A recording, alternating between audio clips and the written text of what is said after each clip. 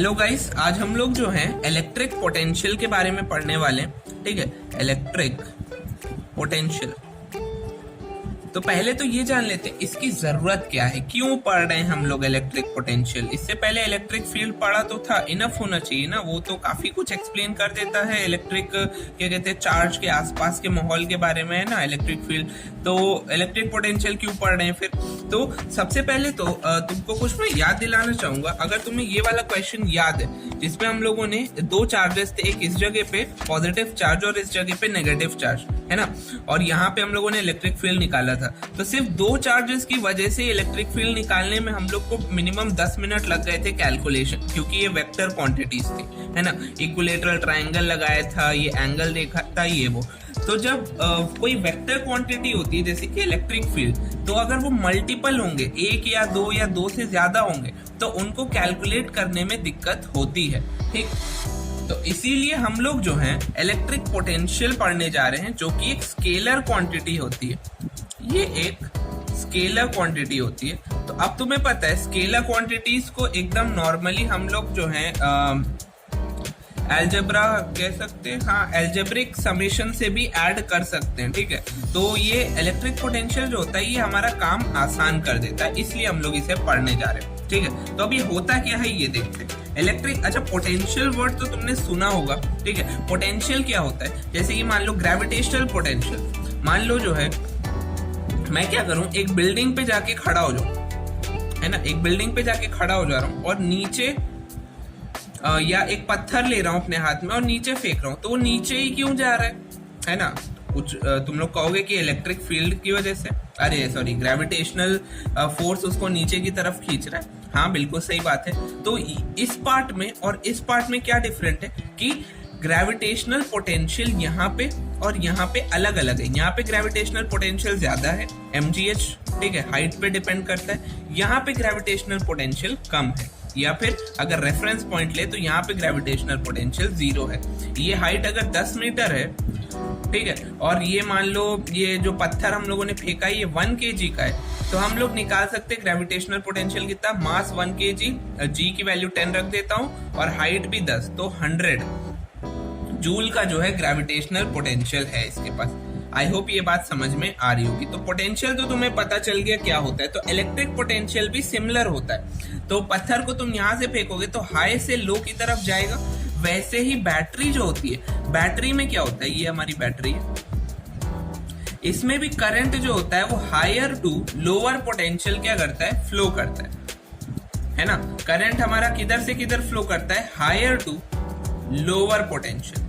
आई hope ये बात समझ में आ रही होगी। पॉजिटिव वाला हायर होता है, नेगेटिव वाला लोअर होता है, तो higher to lower potential flow करते हैं। जैसे यहाँ पत्थर हायर टू लोअर पोटेंशियल जा रहा था, वैसे ही यहाँ पे भी जो हमारे इलेक्ट्रॉन्स है हायर टू लोअर पोटेंशियल जाते हैं। ठीक है, ये बात क्लियर। तो अब आगे बढ़ते हैं। तो हम लोग जो है इलेक्ट्रिक पोटेंशियल के बारे में देखते हैं, कहाँ गया, हाँ जी ये रहा। चलो, तो अब हमें पता है, मान लो मुझे फोर्स मुझे पता है कितना होता है, K Q1 Q2 by R square, ये होता है हमारा फोर्स। ये बात क्लियर है, ठीक है, फोर्स आ गया।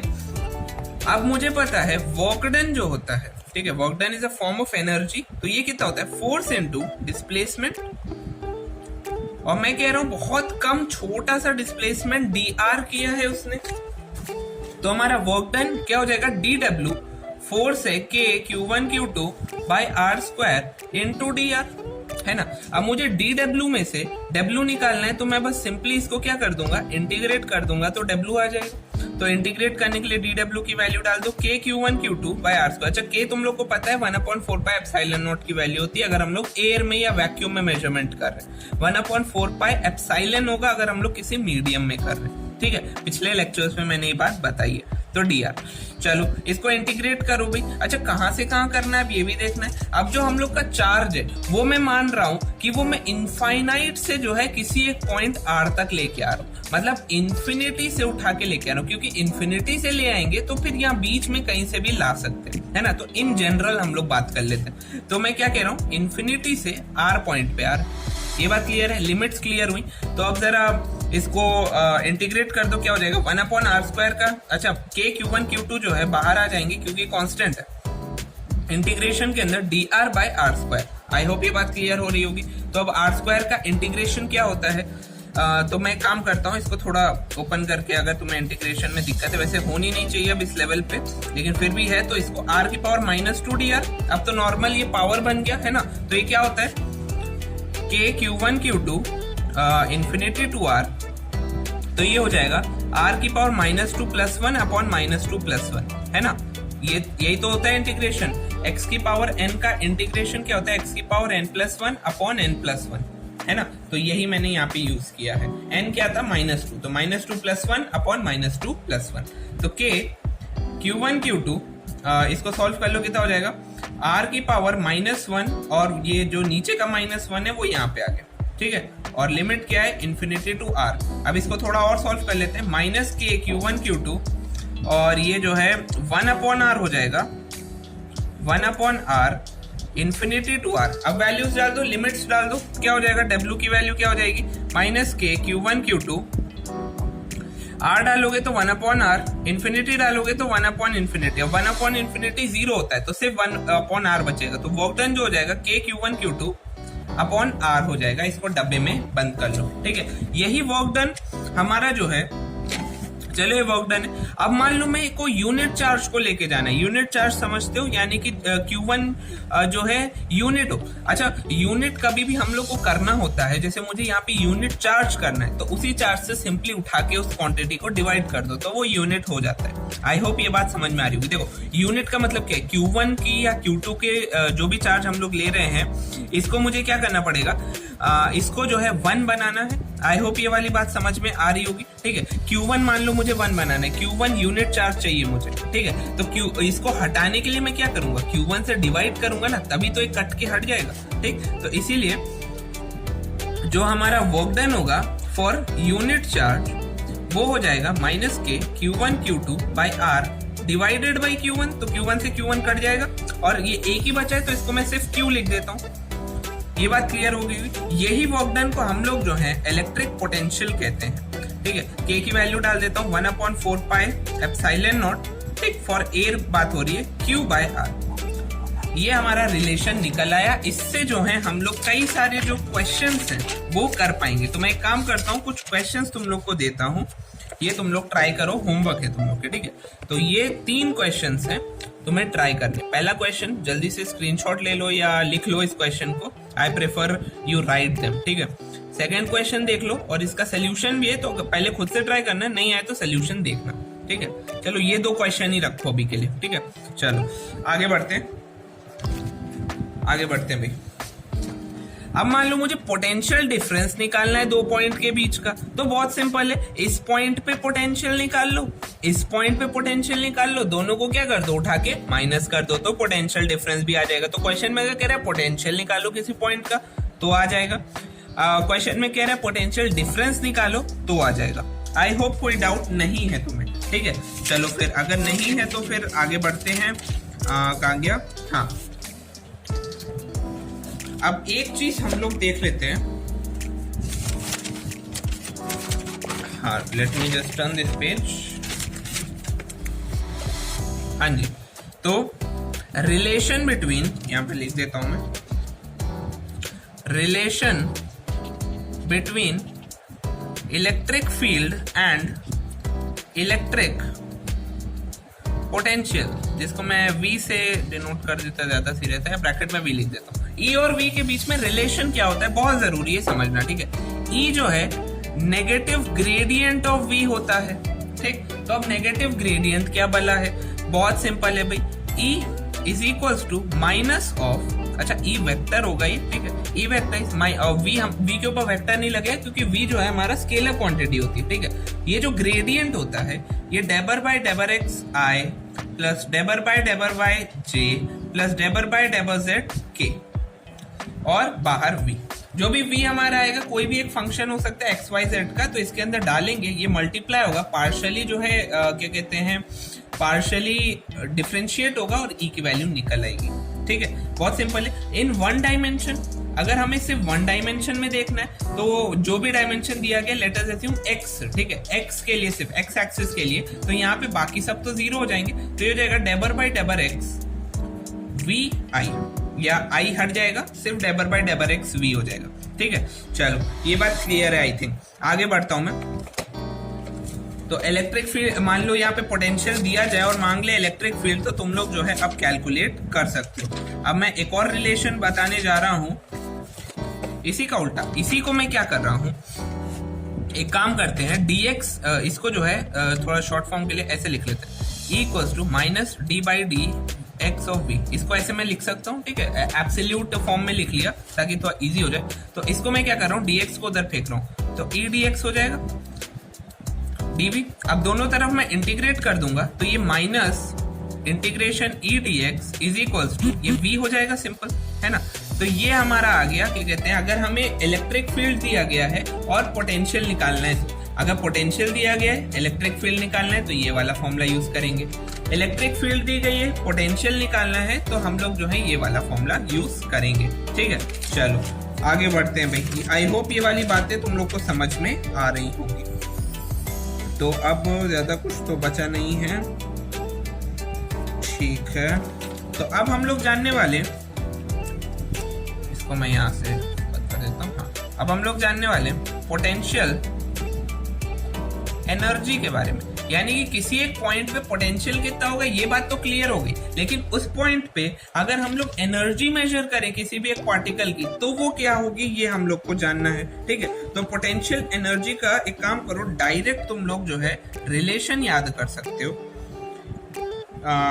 के Q1 Q2 by R, as simple as that। छोटी सी डेरिवेशन है, किसी बुक में देखोगे, आई होप क्लियर हो जाएगी, ऐसा कोई बड़ी डेरिवेशन नहीं, लेकिन तुम लोग ये रिलेशन याद करना ज्यादा जरूरी। और आप पोटेंशियल में और पोटेंशियल एनर्जी में फर्क होता है, तुम्हें देखना पड़ेगा वहां पोटेंशियल मांग रहा है, ये पोटेंशियल एनर्जी मांग रहा है। ठीक है, पोटेंशियल एनर्जी, अब इन दोनों में फर्क क्या है वो देख लेते हैं। पोटेंशियल जो होता है ये यूनिट चार्ज के लिए होता है, किसके लिए होता है, सिर्फ और सिर्फ यूनिट चार्ज। ठीक, लेकिन हमारा पोटेंशियल एनर्जी देखो, इसमें Q1 दिखाई दे रहा है, इसका मतलब हम लोगों ने Q1 से डिवाइड नहीं किया है, इसका मतलब ये यूनिट के लिए नहीं है, ओवरऑल के लिए।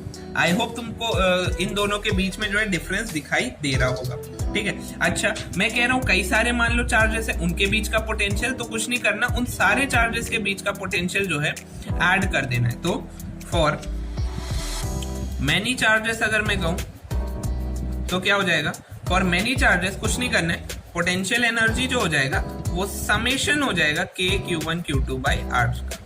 ठीक है, समेशन का मतलब क्या है, हर एक इंडिविजुअल चार्ज की पोटेंशियल एनर्जी निकालनी है चार्ज के बीच की, और जो है उन सबको ऐड कर देना है।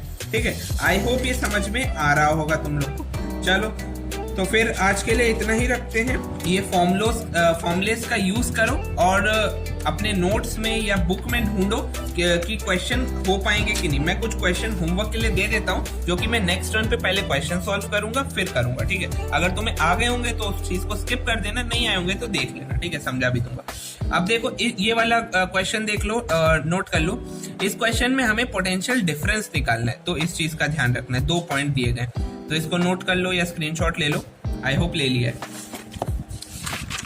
चलो ये 2 क्वेश्चंस भी देख लो भाई, और भी क्वेश्चंस है मेरे पास। ये 2 क्वेश्चंस है, ये क्वेश्चन को नोट कर लो।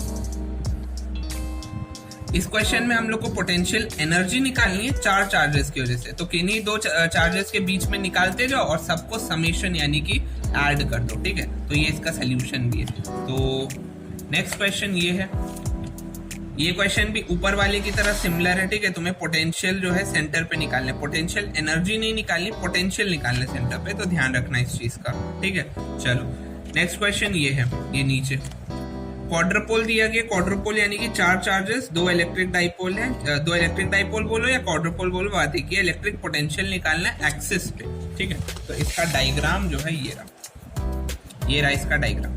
नेक्स्ट टर्न पे मैं सारे क्वेश्चंस पहले अटेम्प्ट करूंगा फिर आगे बढ़ूंगा, तो इसलिए तुम लोग एक बार ट्राई जरूर कर लेना। नेक्स्ट क्वेश्चन ये है, इसको भी नोट कर लो। ये क्वेश्चन अच्छा है, ये क्वेश्चन जो है इसके ऊपर इम्पोर्टेंट लिख देता हूँ, अच्छा क्वेश्चन है, तो एक बार ट्राई जरूर करना, क्योंकि यहाँ पे जो है क्या कहते हैं, थोड़ा इमेजिनेशन तुम्हारी लगेगी। तो इसका आंसर भी पीछे ही था, बाकी और भी क्वेश्चन है, कई सारे क्वेश्चन थे। तो लकी डे एक्चुअली। ये क्वेश्चन नोट कर लो, इसका आंसर भी यहीं पे, यहाँ पे हम लोग को वर्क डन निकालना है। तुम्हें पता है वर्क डन या पोटेंशियल बात एक ही है, ठीक है, पोटेंशियल एनर्जी। और यहाँ पे ये वाला क्वेश्चन है एग्जाम्पल 20, एग्जाम्पल 21 नोट कर लो। सबके सोल्यूशंस यहीं पे हैं, नीचे ही लिखे हैं, तो तुम्हें अगर नहीं आ रहा है तो तुम एक बार रेफर कर सकते हो उसमें, ठीक है। ये रहा क्वेश्चन, देखो इसमें जो है V दिया गया है, तुम्हें इलेक्ट्रिक फील्ड निकालनी, कुछ नहीं करना, बस ये जो मैंने बताया है ग्रेड कर देना, इसका मतलब डिफरेंशिएट करते जाना, पहले x के रिस्पेक्ट में, y के, और फिर z के पार्शियली, आराम से आ जाएगा। खैर ये देखो फिर से V दिया गया है, तुम्हें जो है क्या कहते हैं, इसमें क्या निकालना है, लाप्लास इक्वेशन को सेटिस्फाई करना है। लाप्लास इक्वेशन हमारी ये होती है, पेंसिल कहाँ गई मेरी, लाप्लास इक्वेशन ये होती है, ठीक है, मतलब 2 बार आपकी ग्रेड करना है, ऊपर एक बार किया था, इसमें बस 2 बार करना है और चेक करना है 0 आ रहा है कि नहीं। चलो तो इतने क्वेश्चन थे आज के लिए, इतना ही रखते हैं। अगर वीडियो पसंद आई हो तो लाइक वाइक एंड ऑल कर देना, और कोई भी क्वेरी है तो तुम लोग ऐसे लिखा करो कमेंट में, जो है पहले टाइम स्टैम्प लिख दिया करो। मान लो 11:30 पे, 11 मिनट 30 सेकंड पे कुछ समझ नहीं आ रहा है तो पहले ये लिखा करो, और फिर अपना जो भी क्वेरी है वो लिख दो, ठीक है। तो वो उससे होगा क्या, मेरे को ये क्लियर हो जाएगा कि किस पॉइंट पे तुम्हें दिक्कत थी, है ना। तो मैं फिर इस पे बस ऐसा टैप करूंगा कमेंट सेक्शन में, तो पता चल जाएगा किस पॉइंट पे दिक्कत थी। तो इस चीज का ध्यान रखना। चलो फिर नेक्स्ट वीडियो में यानी कि कल मिलते हैं, बाय बाय।